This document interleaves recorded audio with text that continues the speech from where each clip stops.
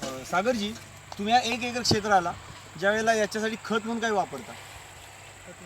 शेणखत वापरतो. शेणखत आणि गोमूत्र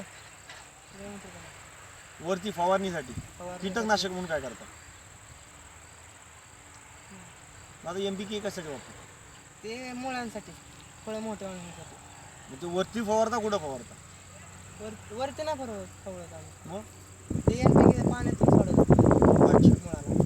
बाकी त्याला त्या व्यतिरिक्त तुम्ही ह्याला काहीच देत नाही. त्याला फवारणी आहे आणि ना. फवारणीची कीड मी तुम्हाला मागासला तोच शब्द मला विचारतोय की तुम्ही फवारणीसाठी काय करता? औषध नाही. आपण ॲग्री करतात सामान्य सर जरा 1 मिनिट तुम्ही पण व्हिडिओ शूट करतो. काय असतं की तुम्ही ॲग्री करता म्हणून मी तुमच्याकडनं अपेक्षा थोड्या जास्त आहे. हे BSc ॲग्रीचे स्टुडंट आहेत आणि ही पूर्ण शेती यांच्या निगराणीमध्ये होत आहे. पण हरकत नाही, तुम्ही एक काम करा, आपल्या IMCचा ॲग्रोग्रोथ बूस्टर घ्या.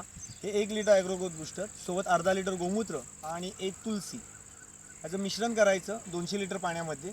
1 एकर क्षेत्रफळ तुमचं कव्हर करण्यासाठी 200 लिटर पाणी लागतं.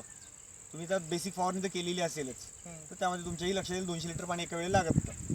ते तुम्ही यूज करा. तुमची आज ही झाडांची जी दशा आहे त्याच्यात काय फरक पडला याच्यात तर नाही, कारण हे ऑलरेडी सुकलंय. पण जे तुमचं सुकण्याच्या वाटेवर आहे त्याचं आपण पहिलं शूट केलेलं आहे, तर त्याच्यावरती यूज करा आणि पूर्ण शेताला द्या. काय रिझल्ट लागतो आम्हाला 8 दिवसात कळवा. 8 दिवसात आम्ही तुम्हाला पुन्हा एकदा येऊन व्हिजिट करू. ठीक आहे, धन्यवाद सागर. ठीक आहे.